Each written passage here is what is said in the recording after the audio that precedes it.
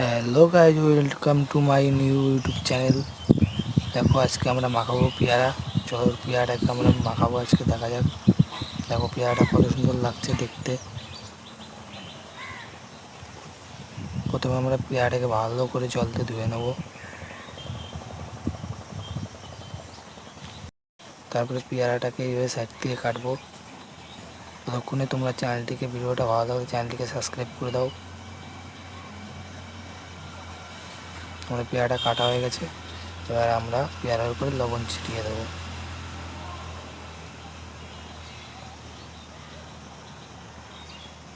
লবণ ছিটানো হয়ে